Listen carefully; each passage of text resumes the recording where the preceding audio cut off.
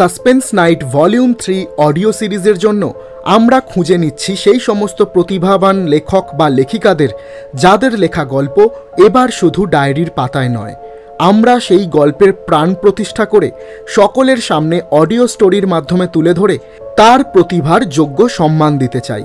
Suspense night volume 2 শেষ হওয়ার পর থেকেই বহু গল্প আমাদের কাছে আপনারা লিখে পাঠিয়েছেন, তার জন্য আপনাদের সকলকে অসংখ্য ধন্যবাদ।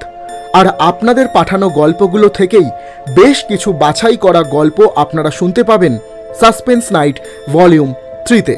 সাসপেন্স নাইট ভলিউম 3-তে আজ আপনাদের জন্য থাকছে বিভীষিকা, লেখক রাজা মুখার্জি।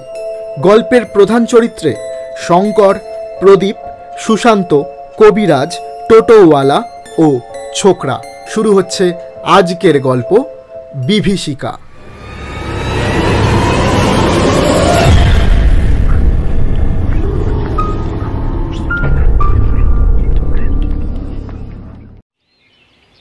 আচ্ছা, শীতের ছুটিতে কোথাও ঘুরে আসলে মন্দ হয় না, কি বলিস? এই বলে শঙ্কর একটা সিগারেট ধরালো। উত্তরে প্রদীপ বলল, তা কোথায় যাবি ভাবছিস? বাঁকুড়া মন্দ হয় না, ব্যাচেলার মানুষ আমরা, সেমিস্টারে ব্রেক পেয়েছি, 6 দিনে বেশ ভালো মতোই ঘোরা যায়। সুশান্ত বলল, সে না হয় যাব, কিন্তু একবারও কি আমরা বাড়ি যাব না? এই এলো ঘর কোনো একটা। আচ্ছা ঠিক আছে, আমরা সবাই 27 তারিখ রওনা দেবো। আজ 23 তারিখ, কালকে বাড়ির পথে রওনা দিচ্ছি আমরা। যেরকম বলা সেরকম কাজ। প্রদীপ আর সুশান্ত বিকেল 4:30-র সময় হাওড়া স্টেশনে চলে এলো। পুরুলিয়া সুপারফাস্ট এক্সপ্রেস ট্রেন ছাড়বে বিকেল 4:50-এ প্ল্যাটফর্ম নাম্বার 18 থেকে। সুশান্ত বলল, শঙ্কর এখনো আসছে না কেন? সুশান্ত চিন্তায় পড়ে গেল। শঙ্করকে ফোন করতেই শঙ্কর এসে হাজির। কিরে, এত দেরি করলি? চল চল, আর দেরি করিস না ভাই, ট্রেনটা তো ছাড়ার সময় হয়ে গেল। হ্যাঁ চল।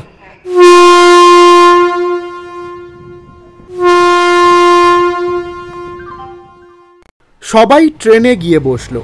ট্রেন চলতে শুরু করলো।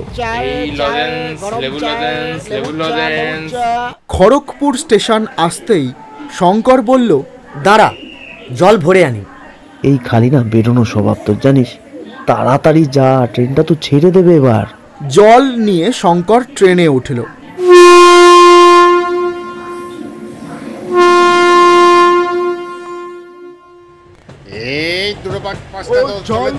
ট্রেনের ঝালমুড়ি, লেবু লজেন্স ইত্যাদি সহযোগে আড্ডা বেশ জমে উঠেছে।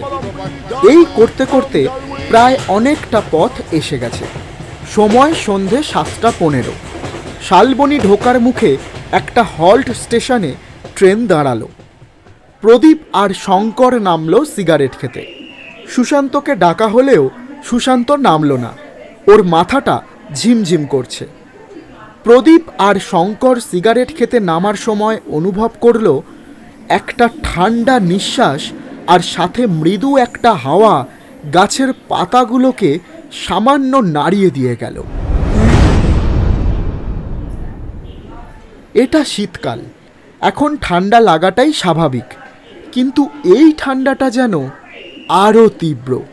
প্রদীপ বলল, এই শঙ্কর, একটা ঠান্ডা হাওয়া পেলি? শঙ্কর বলল, ঠান্ডাকালে ঠান্ডা লাগবে না তো কি? তোর কি সিগারেটে অন্য কিছু মেশানো আছে নাকি?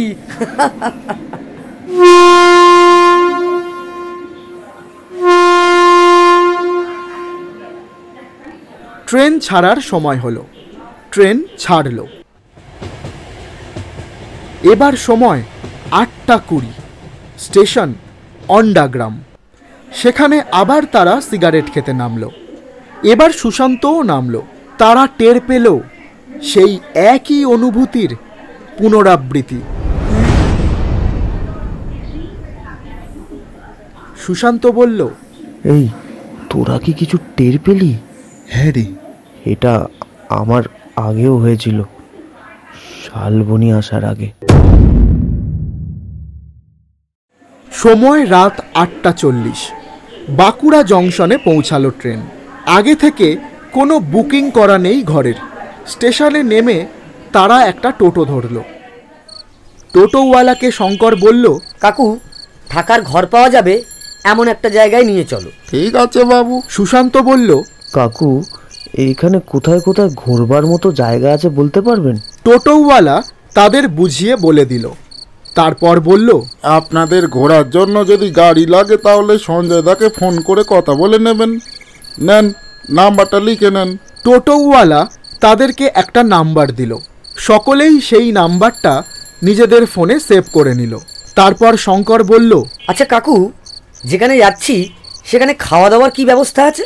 ওখানে সব ব্যবস্থাই আছে, চিন্তা করতে হবে না। টোটো এসে থামল একটা নির্জন গ্রাম্য পরিবেশে। চারিদিকে নারকেল গাছে ভরা, কাছেই একটা বড় পুকুর। সেই পুকুরেরই খানিকটা দূরে ওদের থাকার ব্যবস্থা করা হলো। টোটোওয়ালা বলল, বাবু, এটা গ্রাম হলেও আপনাদের থাকার কোনো অসুবিধা হবে না। এই বলে টোটোওয়ালা বিদায় নিল। তারপর তিন বন্ধু যে যার লাগেজ নিয়ে ঘরে ঢুকল। ঘরটা একটু নোংরা, তাই কিছুটা পরিষ্কার করে তিনজনে একটু বিশ্রাম নিয়ে নিল। মিনিট 5 বিশ্রাম নেওয়ার পর শঙ্কর বলল, আচ্ছা শোন, কি খাবার ব্যবস্থা করা যায় আমি গিয়ে দেখি। তোরা ততক্ষণ হুইস্কিটা বের করে শুরু কর। তবে দেখিস আমি আসার আগে আবার পুরো বোতলটা শেষ করে দিস না। দাঁড়া, তুই একা যাস না, আমরাও যাব তোর সাথে। এই বলে বেরোতে যাবে এমন সময় একটা ছোকরা এসে হাজির। সবাই চমকে গেল। ছেলেটা কোথা থেকে এলো কেউ বুঝতে পারল না। ছেলেটা বলল, দাদা বলুন, আপনাদের কিভাবে সাহায্য করতে পারি? কি খাবার পাওয়া যাবে ভাই এখন? রুটি তরকা পাওয়া যাবে আর কষা মাংস। ব্যাস ব্যাস, ওতেই হবে। তুই রুটি তরকা আর 2 প্লেট কষা মাংস নিয়ে চলে আয়। সুশান্ত টাকাটা ছেলেটার হাতে দিল।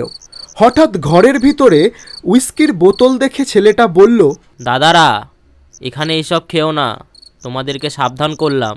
শুনে প্রদীপ হেসে বলল, ধুর, এই নির্জন জায়গায় বেড়াতে এসেছি, একটু তো আনন্দ করব। ছেলেটার কথায় কেউ বিশেষ গুরুত্ব দিল না দেখে ছেলেটা খাবার আনতে চলে গেল। ছেলেটা চলে যাওয়ার পর তিন বন্ধু আড্ডা একেবারে জমিয়ে বসেছে। শঙ্কর একটা গান ধরল, নেহাত যদি না হয় রাজি, क्या बात শঙ্কর, বসন্ত যদি না আসে, আহা, এই আসরের ইমন তুমি থেকো বন্ধু আমার পাশে। ভাই, এই গান টান তুই পরে গাইবি, পেকটা বাড়া না তাড়াতাড়ি, এক্ষুনি তো খাবারটা এসে পড়বে আবার। সুশান্ত, বলছি রাক্ষসের মতো না খেয়ে একটু ধীরে ধীরে খা ভাই, এখনো সারাটা রাত বাকি আছে। আধ ঘন্টার মধ্যে ছেলেটা খাবার নিয়ে এসে পড়ল। ছেলেটা খাবার দিয়ে বেরিয়ে গেল। তারপর খাওয়ার পর তাসের আড্ডায় বসলো তিন বন্ধু। সময় রাত 11টা। হঠাৎ ওরা শুনল একটা কান্নার আওয়াজ দূর থেকে ভেসে আসছে।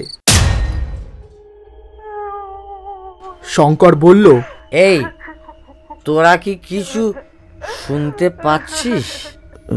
হ্যাঁ রে, চল দেখে আসবি। ধুর, ফালতু ঝামেলাতে কে জড়াবে? তুই ঘরে একা থাক, আমরা যাচ্ছি। এই সুশান্ত, চল। এই বলে তারা আওয়াজটা অনুসরণ করে পৌঁছালো সেই পুকুরের কাছে। চাঁদের জ্যোৎস্না গাছের ছায়ায় যেন একটা মায়াময় জগৎ তৈরি করেছে।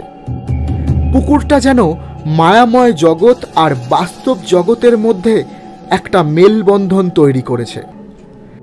পুকুরের মাঝে ওরা দেখতে পেল দুটো হাত জলের উপরে দেখা যাচ্ছে, আর কান্নার চিৎকারটা ওখান থেকেই আসছে। শঙ্কর বলল, দাঁড়া, আমি যাচ্ছি। পুকুরে কে যেন ডুবে যাচ্ছে। না না, আমরা সাঁতার জানি না, যাস না শঙ্কর। না না, এইভাবে কাউকে মরতে দিতে পারি না। এই বলে শঙ্কর ঝাঁপ দিল পুকুরে। পুকুরে ঝাঁপ দিয়েই কিছুটা যেতেই শঙ্কর আর সামলাতে পারছে না নিজেকে। যতই হাতটা অনুসরণ করে এগিয়ে যাচ্ছে ততই যেন হাতটা দূরে সরে যাচ্ছে। আস্তে আস্তে গভীর জলে চলে যাচ্ছে শঙ্কর। এই দেখে সুশান্ত ঝাঁপ দিল পুকুরে। সুশান্ত দেখতে পেল হাতটার বেশ কিছু আগে শঙ্করের হাত দুটো ডুবে যাচ্ছে প্রবলভাবে। বাঁচার তাগিদ নিয়ে শঙ্কর বাঁচা বাঁচা বলে চিৎকার করছে।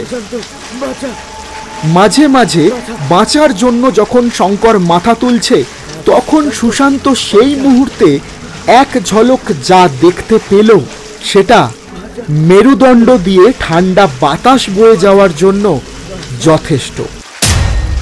সুশান্ত দেখতে পেল শঙ্করের চোখের মনি নেই, দাঁতের চারপাশ দিয়ে শুধু রক্ত বইছে। সামনের দিকের দাঁতগুলো বেরিয়ে আছে, মাথার চারপাশে কতকগুলো সাপ ঘোরাঘুরি করছে। এই দেখে সুশান্ত মূর্ছা যাওয়ার জোগাড়। সুশান্ত ডুবে যাচ্ছে। এদিকে ওদের দেরি হচ্ছে দেখে প্রদীপ ঘর থেকে বেরিয়ে এলো। প্রদীপ দেখতে পেল ওরা দুজন আর একজন অন্য কেউ জলে ডুবে যাচ্ছে, আর সেই সঙ্গে দেখতে পেল দুই বন্ধুর সেই ভয়ঙ্কর মূর্তি। প্রদীপ কিছু বুঝতে না পেরে চিৎকার শুরু করলো, কেউ আছেন, বাঁচান ওদের। এমন সময় ওই ছেলেটা এসে হাজির হয়। কোথা থেকে কিভাবে ছেলেটা এলো প্রদীপ বুঝতে পারল না। ছেলেটা কোনো কিছু না ভেবে পুকুরে ঝাঁপ দিল। পুকুরে ঝাঁপ দিয়েই ওদের কাছে কিছুটা যেতেই ওই রহস্যময় হাতটা কোথায় যেন মিলিয়ে গেল। শঙ্কর আর সুশান্ত আস্তে আস্তে স্বাভাবিক হতে লাগলো, কিন্তু তারপর ছেলেটাকে আর দেখা গেল না। কোথাও যেন উধাও হয়ে গেল। প্রদীপ অনেক কষ্ট করে ওদের দুজনকে পুকুর থেকে তুলে ঘরে নিয়ে গেল।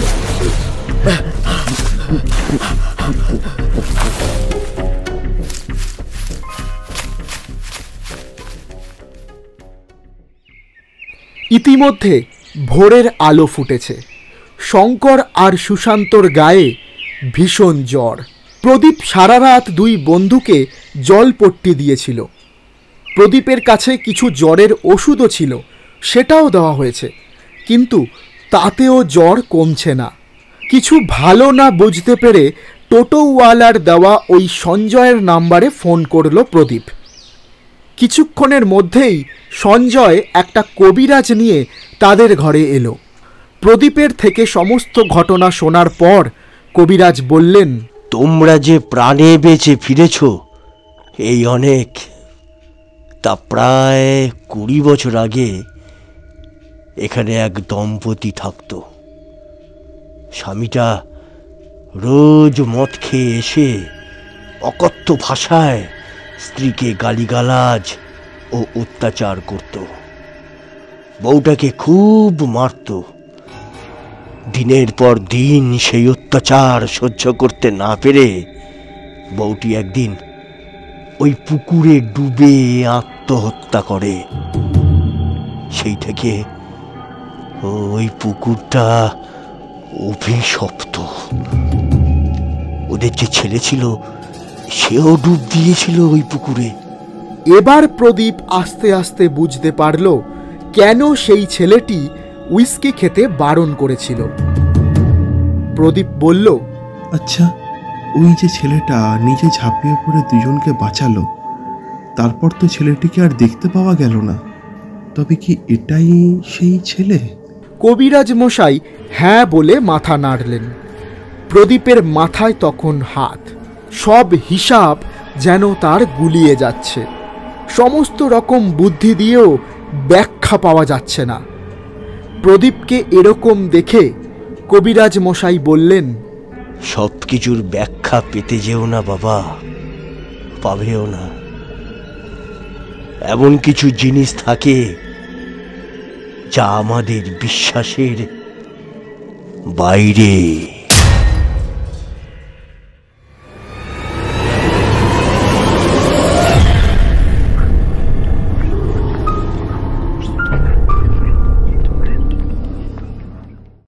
এতক্ষণ শুনছিলেন বিভীষিকা, লেখক রাজা মুখার্জি। গল্পের সূত্রধার, লেখক ও টোটোওয়ালার চরিত্রে সূর্য, শঙ্করের চরিত্রে সুবীর, প্রদীপের চরিত্রে রাজা, সুশান্তের চরিত্রে বিশ্বজিৎ, কবিরাজের চরিত্রে অনুপম এবং ছোকরার চরিত্রে বান্টি। আবহ সঙ্গীত, স্পেশাল এফেক্টস এবং সমগ্র পরিকল্পনায় সূর্য। বিভীষিকা গল্পের লেখক রাজা মুখার্জিকে সাসপেন্স নাইট পরিবারের পক্ষ থেকে অনেক অনেক ধন্যবাদ ও কৃতজ্ঞতা জানাই এত সুন্দর একটা গল্প আমাদেরকে উপহার দেওয়ার জন্য। আপনার লেখা গল্প যদি সাসপেন্স নাইট ভলিউম 3-তে শুনতে চান তাহলে দেরি না করে শীঘ্রই পাঠিয়ে ফেলুন আমাদের। গল্প পাঠাতে মেল করুন sdentertainment1823@gmail.com এই মেল আইডিতে। একটি বিশেষ অনুরোধ আপনাদের সকলের কাছে, গল্পটা আপনার কেমন লাগলো কমেন্ট বক্সে অবশ্যই জানান।